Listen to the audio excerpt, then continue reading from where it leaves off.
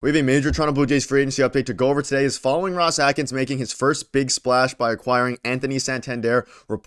Rumors are flying surrounding Pete Alonso and some other free agents, but a brand new report from Schneider has dropped, revealing some very interesting details surrounding Ross Atkins' pursuit of new free agents, as well as what their plan is going forward, as well as shedding some light on their actual budget going forward. So to break down all those reports, as well as discuss a couple other reports from Robert Murray revealing some very interesting information surrounding the Toronto Blue Jays' future plans. So stay tuned for all that this episode, but before we get into it, if you're a part of the percentage who aren't subscribed to the channel, this is the place to be for daily Jays content. Make sure to hit that subscribe button as we're uploading multiple times a day. And again, I'm in Toronto right now, so bear with the camera quality. It'll be fixed once I'm back on Monday. But again, thank you guys for your support as I continue to produce daily, multiple times a day, Jays videos for you all. Now, a lot of reports are flying, a lot of rumors are flying. I suspect in the upcoming week starting Monday, there's probably going to be some big signings going down between the Toronto Blue Jays and some free agents, or at the very least, it might not be to Toronto, but some of the free agents as well. But we have some big reports to go over today, and this is surrounding Ross Atkins and his plan. I want to start with this. There's a bunch to go over. So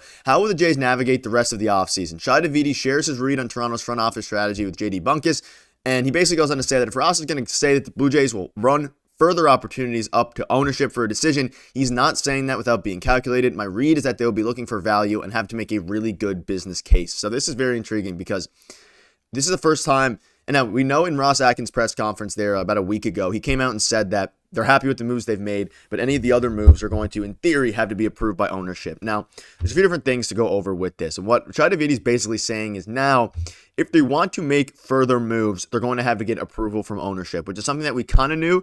But he basically goes on to say, and if you listen to the podcast, the radio show, it essentially says, he basically just says, okay, hey, this is going to be a very interesting next few days, weeks, whatever. The Jays, in order to actually get a free agent, not only are they going to have to get approval by ownership, but the actual move they make is going to have to make sense with, their business case. Now, the counter note to this, a couple different things. One, Schneider and Ben Smith have been very interesting this offseason surrounding their reporting. We know they work for Rogers, so they, threw water on the fire of Pete Alonso to Toronto and it being finalized. There is still a very strong case that deal is going to get done. But as you start to think about what the actual next moves are, and you're talking about the business case, there's a very interesting, there's a few intriguing things here. And this is from Brandon, and this is a very important note here. I do think the business case is pretty easy to make. Less about the contract being value positive and more about the value of additional wins. The Jays currently project as an 85 to 87 win team. There are no more important such valuable wins you can have than adding 3 wins there. And this is the most important thing about this. So in order for Ross Atkins to, make a case to ownership about the value of wins, when you are a team that's between 85 and 87 wins, like the Jays are right now, yes, they could absolutely outperform their wins. They could do all these things. But the next 3 to 5 wins that they add are the difference between missing the wild card and making the wild card. You would assume a 90 to 92 win team would be able to make, specifically 92 wins, would be able to make the wild card. So if you can go to front office and go to ownership, I guess, and say, hey, first of all, signing a guy like Pete Alonso or adding another bat and starting pitcher is required at this point for fans to A, be happy, and B, really continue to buy tickets and be happy with the product they're putting on the field. If they stick with the team they have now, yes, it'll be a better team than last season, but it's not completely, it's something to be super excited about. Now, if you go out and you get one more free agent, not only are these next few wins the most important wins that you could add because it puts you between the fringe playoff team and actually a playoff team, but that's what would put butts in seats both at the start of the season and as the season progresses, as they approach October baseball and things like that. So it's a very intriguing point here because you desperately need to get these extra few wins. And it's important to note also that, again, they got approval from ownership for Shohei Ohtani, Juan Soto, Corbin Burns, all these different guys. Now, if you have to get approval from ownership for, say, Pete Alonso, which we'll dive into in a minute here, at $70 million or whatever it ends up being, it's such an easy case to make. You say, hey, we need power, and in order to put us to that 90 to 92 win team, which the advanced analytics say that is what you need to get to in order to make the playoffs, then obviously it's an easy business case to make. So that's why I think some people, some fans out there were a little bit concerned with this report from Schneider. I think ultimately it'll be fine. I think they're going to, if they have the opportunity. We know they're heavily pursuing Pete Alonso. They're heavily pursuing Max Scherzer. So they clearly have ownership's approval. It's just that they do have to get that now. Maybe they've reached their cap to where they don't have to check with ownership surrounding that. So that's a pretty big update. And a few interesting points to note is how valuable these next few wins are.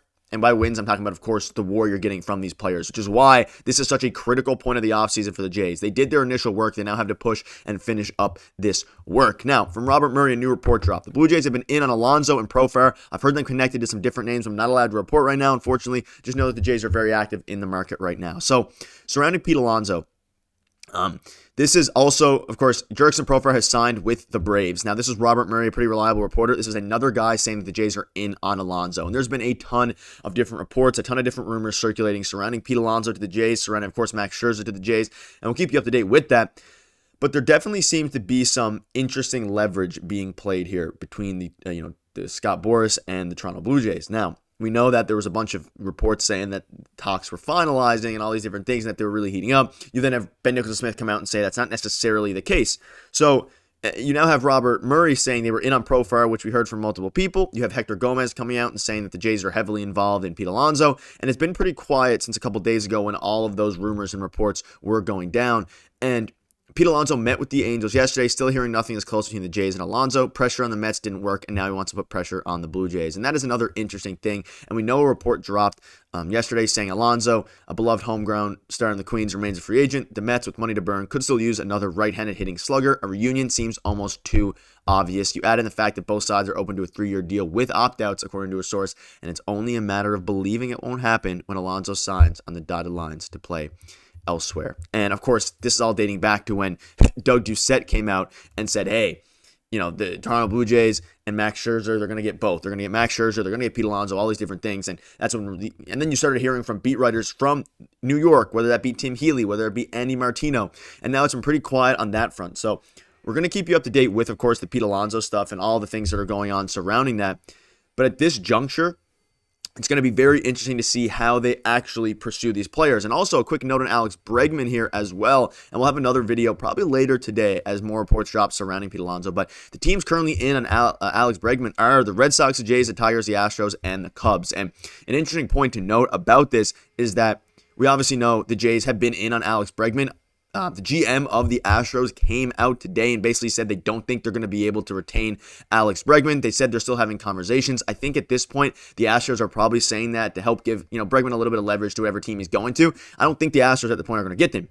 The Blue Jays, I think they have a very high offer on the table. I'm just not entirely sold on Alex Bregman wanting to come to Toronto. Now, let me know down below what your thoughts are on this. There's a lot of reports coming out, a lot of different rumors circulating, and we'll obviously keep you up to date with all of them. But as things start to pick up, the Pete Alonso situation continues to get crazier.